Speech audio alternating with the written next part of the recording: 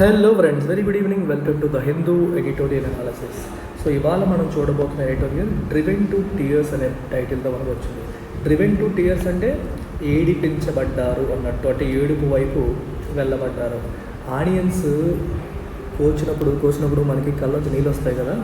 So onions యొక్క exports పైన ప్రభుత్వం కొన్ని నియంత్రణలు, కర్బ్స్ విధించింది. దానివల్ల ఆనియన్ ఫార్మర్స్కి కన్నీళ్ళు మిగిలే పరిస్థితి రావచ్చు అనే సెన్స్లో ఈ టైటిల్ పెట్టారు. Trade curbs on farm products will distort sowing preference. దీని అర్థం ఏంటి? కర్బ్ అంటే ఏంటి? రెస్ట్రిక్షన్స్, నియంత్రణలు. ట్రేడ్ అంటే ఎక్స్పోర్ట్స్, ఇంపోర్ట్స్ని కలిపి ట్రేడ్ అనే సింగిల్ వర్డ్తో మనం ఇండికేట్ చేస్తాం. ఫార్మ్ ప్రొడక్ట్స్ పైన ఎక్స్పోర్ట్ ఇంపోర్ట్ రెస్ట్రిక్షన్స్ ఏమైనా పెట్టడం వల్ల సోయింగ్ ప్రిఫరెన్సెస్ డిస్టార్ట్ అయ్యే అవకాశం. సోయింగ్ అంటే ఏంటి? ఏ పంట వేయాలి అని రైతులకు కొన్ని ప్రిఫరెన్స్లు ఉంటాయి కదా, అవి మారిపోయే అవకాశం ఉంది. ఫర్ ఎగ్జాంపుల్, ఆనియన్స్ బాగా లాభదాయకంగా ఉన్నాయని చెప్పేసి రైతులు వేస్తున్నారు అనుకున్నాం. ఆనియన్స్ మీరు ఎక్స్పోర్ట్ చేయకూడదు, ఆనియన్స్ ఎక్కడే సేల్ చేయాలని చెప్పి ప్రభుత్వం రెస్ట్రిక్షన్ చేసింది అనుకోండి. సో ఇక్కడ లోకల్ మార్కెట్లో సప్లై ఎక్కువైపోయి ప్రైసులు బాగా తగ్గిపోయి రైతులు నష్టపోయే అవకాశం వచ్చింది అనుకోండి. నెక్స్ట్ టైం అమ్మో ఆనియన్స్ వేస్తే మనం నష్టపోతామని అని చెప్పి అందరూ ఆనియన్స్ వేయడం మానేయచ్చు. అలా మానేయడం వల్ల మళ్ళీ సప్లై క్రంచ్ వచ్చి మళ్ళీ ధరలు పెరిగే అవకాశం కూడా ఉంటుంది. అంటే ఈ ప్రభుత్వం ఈ ఎక్స్పోర్ట్ ఇంపోర్ట్ కర్బ్స్ వేసేటప్పుడు, నియంత్రణ చేసేటప్పుడు రైతుల యొక్క ఈ ప్రిఫరెన్సెస్ని అది డిస్టార్ట్ చేసే అవకాశం ఉంది అని చెప్పి రాశారు. డిస్టార్ట్ చేస్తుందని చెప్పి రాశారు. With consumer food prices rising 11.5% in July, likely the third highest since the current retail inflation data series began in 2014, the government last Saturday made yet another gambit to arrest prices. చూడండి, CPI with CPI rising 11.5% in July. జూలైలో CPI ఎంత పెరిగిందమ్మా? 11.5% పెరిగింది. Likely the third highest since the current retail inflation data series began in 2014. 2014లో ఈ retail inflation data మొదలైన తర్వాత this is the third highest అంట. అంత ఎక్కువ మనకి కన్స్యూమర్ ఫుడ్ ప్రైసెస్ పెరగడం అనేది జరిగింది. సో సాటర్డే రోజు మన గవర్నమెంట్ ఏం చేసింది? ఇంకొక యాక్షన్ తీసుకుంది. టు అరెస్ట్ అంటే ఏంటి? ధరల పెరుగుదలని అదుపు చేయడానికి. అరెస్ట్ అంటే అదుపు చేయడం అనే మీనింగ్ తీసుకోవచ్చు. స్టాప్ అనే మీనింగ్ వస్తుంది. ప్రైసెస్ ఇంకా పెరిగిపోకుండా వాటిని ఆపడానికి ప్రభుత్వం ఇంకొక యాక్షన్ తీసుకుంది అని మనం చెప్పవచ్చు. It has taken at another gambit. ఓకేనా? ఓకే, అంటే ఒక పర్టిక్యులర్ గ్యాంబిట్ అంటే మీనింగ్ ఏంటి? ఒక పర్టిక్యులర్ అవుట్కమ్ కోసం మనం తెలివిగా చేసే ఒక ప్రయత్నం అన్నట్టు. మనం గవర్నమెంట్ కోరుకున్న అవుట్కమ్ ఏంటి? ఆనియన్ ప్రైసెస్ని కంట్రోల్ చేయాలి. దానికోసం ప్రభుత్వం ఏం చేసింది? ఎక్స్పోర్ట్స్ పైన అది నేను చెప్పబోతున్నాను, ఇంకా రాయలేదు ఇక్కడ. ఎక్స్పోర్ట్స్ పైన నియంత్రణ విధించింది. చూద్దాం. ఏ 40% export levy on onion exports was imposed with immediate effect till at least December 31. December 31 వరకు ఆనియన్ ఎక్స్పోర్ట్స్ పైన 40% ఎక్స్పోర్ట్ లెవీ. ఇప్పుడు ఆనియన్స్ ఈరోజు మనం 100 రూపాయలు పర్ కేజీ బయట దేశాల్లో అమ్మాలని నిర్ణయించుకుందనుకోండి. ఇప్పుడు ఈ 40% లెవీ వేయడం వల్ల ఏమవుతుంది? రైతుకి 40 రూపాయలు, 100 రూపాయలు నువ్వు అమ్మాలనుకుంటే 40 రూపాయలు గవర్నమెంట్కి కట్టాలి. సో 140 రూపీస్ అయిపోతుంది. అంటే ఆనియన్ ప్రైసెస్ విదేశీ మార్కెట్లు, అంటే భారతదేశం నుంచి వెళ్తున్న ఆనియన్స్ ఎక్స్పెన్సివ్ అయిపోతాయి. భారతదేశం నుంచి విదేశాలకు వెళ్ళే ఆనియన్స్ ఎక్స్పెన్సివ్ అయితే ఏమవుతాయి? అక్కడ సేల్ అవ్వవు, ఎందుకంటే కాంపిటేటివ్నెస్ కోల్పోతాయి. అప్పుడు ఏమవుతాయి? వీళ్ళు ఎక్స్పోర్ట్ చేయడం మానేసి వాటిని మన ఇండియాలోనే ఉంచుతారు. ఇండియాలోనే ఉంచడం వల్ల మన కంట్రీకి వచ్చే ఉపయోగం ఏంటి? ఇక్కడ ఆనియన్ ప్రైసెస్ విపరీతంగా పెరిగిపోకుండా అది ఆపుతుంది. ఏ రకంగా ఆపుతుంది? వీళ్ళు ఎక్స్పోర్ట్ చేయకపోవడం వల్ల మన దేశంలో ఉండడం వల్ల సప్లై పెరుగుతుంది. సప్లై పెరిగినప్పుడు ధరలు అనేవి అదుపులోకి వస్తాయి. ఈ ఉద్దేశంతో ఆనియన్ ధరల్ని కంట్రోల్ చేయాలనే ఉద్దేశంతో ప్రభుత్వం తీసుకున్నది ఈ నిర్ణయం అనమాట. This move follows curbs on non basmati rice shipments outside India in July and stock limits on pulses and wheat imposed in June. This move follows curbs on non basmati rice shipments. Basmati కాకుండా వేరే rice షిప్మెంట్స్ని ప్రభుత్వం already control చేసింది జూలైలో. అలాగే pulses and wheat పైన stock limits కూడా పెట్టింది. అంటే ఎంతకంటే మీరు స్టాక్ చేయకూడదు, అంటే దాయకూడదు, మార్కెట్లోకి రిలీజ్ చేయాలి. స్టాక్ చేయడం అంటే అర్థం ఏంటి? దాచిపెట్టడం ఫ్యూచర్ కోసం. ఒక పర్టికులర్ లిమిట్ మించి మీరు వాటిని దాచిపెట్టడానికి లేదు, మార్కెట్లో సప్లై తక్కువ, ధరలు పెరుగుతున్నాయి అని చెప్పేసి ఇలాంటి రకరకాల డెసిషన్స్ గవర్నమెంట్ తీసుకుంది. Onion exports which grew 65% last year accounted for 8% of the total domestic production. Onion exports ఎంత పెరిగాయి లాస్ట్ ఇయర్? 65% పెరిగాయి. And they accounted for 8% of total domestic production. Total domestic ప్రొడక్షన్లో 8% ఆనియన్సే ఉన్నాయని మనం చెప్పొచ్చు. అంటే ఆనియన్ ఎక్స్పోర్ట్స్ ఉన్నాయంటే 100 ఆనియన్స్ మనకి ప్రొడ్యూస్ అయితే అందులో 8 ఎక్స్పోర్ట్ చేస్తున్నారు, 92 డొమెస్టిక్ ఉంచుతున్నారు అని అర్థం అన్నమాట. On Sunday the government also announced a hike in buffer stocks of the curry essential by 2 lakh metric tons. Buffer stock అంటే ప్రభుత్వం అత్యవసర పరిస్థితుల కోసం మెయింటైన్ చేస్తుంది బఫర్ స్టాక్స్ని కూడా హైక్ చేసింది. అంటే 2 lakh మెట్రిక్ టన్స్కి పెంచింది. అంటే అర్థం ఏంటి? ప్రభుత్వం ఒకవేళ మార్కెట్లో గ్లట్ వస్తే ప్రభుత్వం కొనుక్కుని బఫర్ స్టాక్ మెయింటైన్ చేస్తుంది. సో రైతులు భయపడాల్సిన పని ఉండదు, ప్రభుత్వం పర్చేస్ చేస్తుందని ఒక రకమైన ఇన్సూరెన్స్ ఇది. Onion traders and farmers in the midst of the first upturn in prices after almost 2 years, 2 సంవత్సరాల తర్వాత ఇప్పుడే ధరలు పెరిగాయి. ఈ పరిస్థితుల్లో వర్ నాట్ ఇంప్రెస్డ్. వాళ్ళు ఇంప్రెస్ అవ్వలేదు, ఎందుకంటే వాళ్ళు ధరలు పెరిగితే ఫార్మర్స్కి లాభాలు వస్తాయి గట్టిగా. ఇలాంటి టైంలో ప్రభుత్వం ఇలాంటి యాక్షన్స్ అన్ని తీసుకోవడం ఆనియన్ ట్రేడర్స్కి, ఆనియన్ ఫార్మర్స్కి నచ్చలేదు. Markets were shut in protest. So దీనికి నిరసనగా నాసిక్లో మార్కెట్స్ మూసేశారు.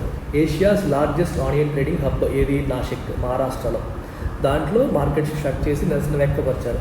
As farmers feared a glut and a price crash. ఎందుకని ఫార్మర్స్ ఏం భయపడ్డారు? గ్లట్ వచ్చేస్తుందంటే ఎక్సెస్ సప్లై వచ్చేసే అవకాశం ఉంది, ప్రైస్ క్లాష్ అయ్యే అవకాశం ఉందని భావించి ఫార్మర్స్ ఏం చేశారమ్మా, ఒక నిరసన భయపడి నిరసన వ్యక్తపరచడానికి వాళ్ళు ప్రొటెస్ట్ అనేది వచ్చేసారు. Maharashtra and Madhya Pradesh account for almost 60% of India's onion supplies. Maharashtra మరియు మధ్యప్రదేశ్ ఇండియా యొక్క ఆనియన్ సప్లైస్లో 60% అక్కడ నుంచి వస్తాయి.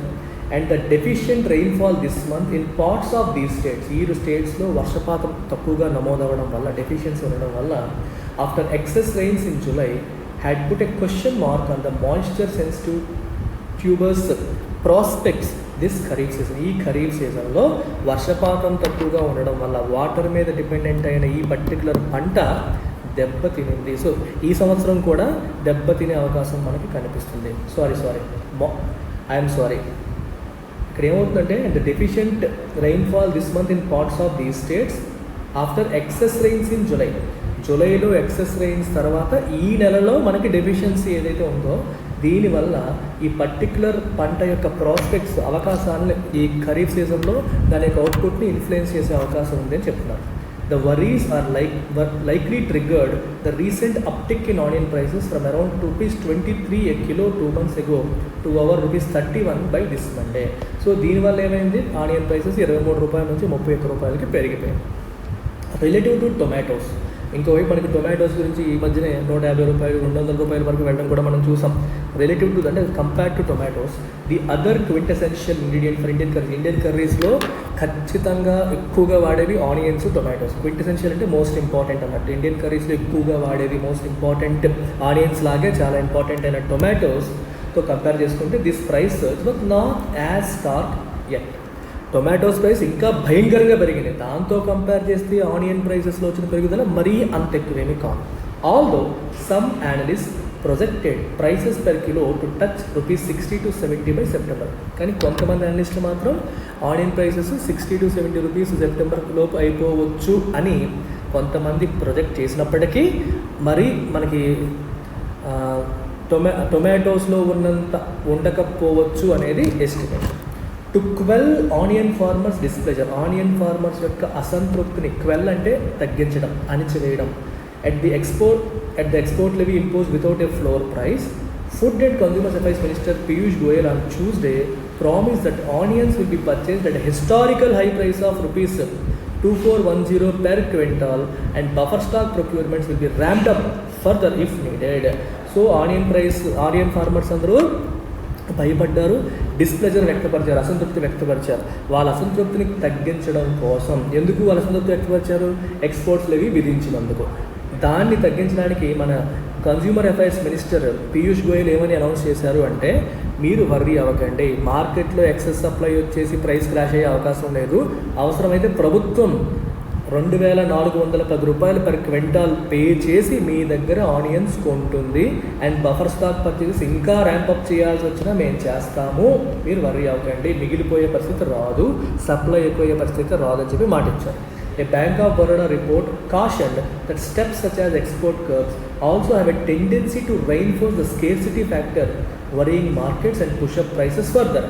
బ్యాంక్ ఆఫ్ బరోడా రిపోర్ట్ ఏం చెప్తుంది అంటే ఈ ఎక్స్పోర్ట్ కర్బ్స్ లాంటి స్టెప్స్ ఏవైతే ఉంటాయో, స్కేర్సిటీ అనేది అంటే ఇప్పటివరకు జనానికి స్కేర్సిటీ ఉందనే విషయం తెలియకపోవచ్చు, కానీ ప్రభుత్వం ఎక్స్పోర్ట్స్ పైన కర్బ్ చేసింది అనేసరికి స్కేర్సిటీ ఉంది అనే ఫియర్ ఫ్యాక్టర్ వచ్చేసి ఆ ఫియర్ ఫ్యాక్టర్ వల్ల కూడా ధరలు పెరిగిపోయే అవకాశం ఉంది అని బ్యాంక్ ఆఫ్ బరోడా రిపోర్ట్ చెప్తుంది. How this attempt to balance the interest of consumers and farmers place out remains to be scene. ప్రభుత్వానికి ఎప్పుడు ఇది కత్తిమీద స్వామే, ధరలు పెరిగితే రైతులకు మంచిది కానీ కన్స్యూమర్స్కి కష్టం, ధరలు తగ్గిపోతే కన్స్యూమర్స్కి మంచిది కానీ రైతులకి నష్టం. ఇద్దరి యొక్క ప్రయోజనాన్ని బ్యాలెన్స్ చేయడం అనేది ప్రభుత్వానికి ఎప్పుడూ కత్తి మీద స్వాము లాంటిది. అది ఏ రకంగా బ్యాలెన్స్ చేస్తుంది అనేది it remains to be seen. We have to wait and see. A profligate use of such blunt policy interventions ends up distorting sowing preferences in the coming year. ఈ పాలసీ ఇంటర్వెన్షన్స్ని ప్రాఫ్లిగేట్ అంటే విపరీతంగా యూజ్ చేయడం వల్ల, అంటే అవసరానికి మించి విపరీతంగా వెచ్చలవిడిగా ఎలాంటి పాలసీ ఇంటర్వెన్షన్స్ని అంటే ప్రభుత్వం ఎప్పుడు పడితే అప్పుడు ఎంటర్ అయిపోయి ఎక్స్పోర్ట్స్ మీద నియంత్రణ, స్టాప్ లిమిట్స్ పెట్టడం ఇట్లాంటివి ఎప్పుడు పడితే అప్పుడు చేయడం వల్ల సోయింగ్ ప్రిఫరెన్సెస్ డిస్టార్ట్ అయ్యే అవకాశం ఉంటుంది. అంటే ఏ పంట వేయాలని రైతు నిర్ణయించుకుంటాడు కదా, ప్రిఫరెన్సెస్ దెబ్బతినే అవకాశం ఉంటుంది, మారిపోయే అవకాశం ఉంటుంది కమింగ్ ఇయర్లో అని కూడా అంటున్నారు. Especially the very crops that spurred more inflation this year. ఏ క్రాప్స్ వల్ల అయితే మనకి ఇన్ఫ్లేషన్ ఎక్కువ వచ్చిందో దాని మీద ప్రభుత్వం ఇలా ఓవర్గా పాలసీ ఇంటర్వెన్షన్స్ చేయడం వల్ల నెక్స్ట్ ఇయర్ రైతుల పంటలే వేయడం మానేసే అవకాశం ఉంటుంది, దానివల్ల ఇంకా ధరలు పెరిగిపోయే అవకాశం కూడా ఉండొచ్చు అని చెప్తున్నారు. Building durable food supply chains, especially for vegetables that are traditionally susceptible to price volatility, needs greater attention so that monetary policy can focus on growth concerns. Building durable food supply chains అంటే అర్థం ఏంటి? Durable అంటే అర్థం ఏంటమ్మా? ఎప్పుడు నిలబడేలాగా. Durability అంటే మన్నిక అంటాం, ఎక్కువ కాలం ఉండేలాగా. అయితే ఇక్కడ మన్నికని కాదు, సప్లై చైన్ అనేది డిస్టర్బ్ అవ్వకుండా. అంటే మనకు సడన్గా ఆనియన్స్ సప్లై తగ్గిపోయింది అనుకోండి, మనకి నేపాల్ నుంచో లేదా పాకిస్తాన్ నుంచో లేదా వేరే కంట్రీ నుంచో మనం ఇంపోర్ట్ చేయగలిగాం అనుకున్నప్పుడు సప్లై చైన్ దెబ్బతింటుంది. దాన్ని డ్యూరబిలిటీ అంటాం. అంటే సడన్గా సప్లై దగ్గర రేట్లు పెరిగిపోవడం ఇలాంటి పరిస్థితి రాకుండా ఒకవేళ తగ్గితే ఇమీడియట్గా వేరే కంట్రీ నుంచి ఇంపోర్ట్ చేసుకునే అవకాశం ప్రభుత్వం కల్పించాలి. అలాంటి రిలేషన్స్ మెయింటైన్ చేయాలని దాని ఉద్దేశం అన్నమాట. ఎక్కువైతే ప్రైస్ వాలటైలిటీకి ససెప్టబుల్గా ఉండే ఇట్లాంటి వెజిటబుల్స్ విషయంలో సప్లై చైన్స్ స్ట్రాంగ్గా చేయాలి. So that monetary policy can focus on growth concerns. అప్పుడు మానిటరీ ఫోకస్ ఇన్ఫ్లేషన్ మీద దృష్టి పక్కన పెట్టి గ్రోత్ కన్సర్న్స్ మీద ఫోకస్ చేస్తుంది. లేకపోతే ఎప్పటికప్పుడు ప్రైసెస్ పెరిగిపోతూ ఉండి దీని గురించి వరీ అవుతుంటే మానిటరీ పాలసీ వరీ అంతా దేని మీద వెళ్ళిపోతుంది? గ్రోత్ కన్సర్న్స్ పక్కన పడేసి ఇన్ఫ్లేషన్ ఎలా అదుపు చేయాలని ఫోకస్ అటు షిఫ్ట్ అయిపోయే అవకాశం ఉంది. For instance, if tomato imports from Nepal helped cool their prices from triple digit levels a month ago. చూడండి, టొమాటో ప్రైస్ ఇప్పుడు ఎందుకు తగ్గాయి? నేపాల్ నుంచి మనం టొమాటోస్ ఇంపోర్ట్ చేయడం వల్ల. It makes eminent sense to engage with the neighbour for a longer term supply chain. So నేపాల్తో మనం లాంగ్ టర్మ్ కాంట్రాక్ట్ పెట్టుకుంటే ఎలా ఉంటుంది? For vegetables with some predictable purchase assurances built in. మేము మీ దగ్గర కొంటాము, మీరు వర్రీ అవ్వకండి అని చెప్పి కొంచెం అష్యూరెన్స్ ఇచ్చి నేపాల్తో ఒక లాంగ్ టర్మ్ ఎంగేజ్మెంట్ పెట్టుకుంటే వెజిటబుల్స్ విషయంలో టొమాటో రేట్లు పెరిగినా, ఆనియన్స్ రేట్లు పెరిగినా సడన్గా మనం హ్యాపీగా నేపాల్ నుంచి ఇంపోర్ట్ చేసుకోవచ్చు. అప్పుడు మనకి బాగుంటుంది, వాళ్ళకి బాగుంటుంది అనేది ఇక్కడ చెప్తున్నాను అన్నమాట. సో ఈ రకంగా వెజిటబుల్ ప్రైసెస్ యొక్క ఇన్ఫ్లేషన్ మనం కంట్రోల్ చేయగలుగుతాము, అవి ఇష్టం వచ్చినట్టు పెరిగిపోకుండా ఆపగలుగుతాము అనేది ప్రభుత్వం యొక్క ఉద్దేశం. Independence day special sale only 6 days మాత్రమే ఉందమ్మా. 31st తర్వాత మరి మీకు ఎటువంటి ఆఫర్స్ ఉండవు. You have only 6 days, last 6 days to avail these special offers. UPSC 50,000కి, ఆప్షనల్ 22,500కి మీకు వస్తుంది. Golden opportunity 31st August join అయ్యే వాళ్ళకి మాత్రమే ఉంటుంది. ఇక్కడ కనిపిస్తున్న ఆప్షన్స్ కావచ్చు, యూపీఎస్సీ కావచ్చు, అన్ని లైఫ్ టైం వెల్కమ్ వస్తాయి. ఈ నెంబర్కి మీరు కాంటాక్ట్ చేసి డౌట్స్ ఉంటే క్లియర్ చేసుకోండి. Take care, bye.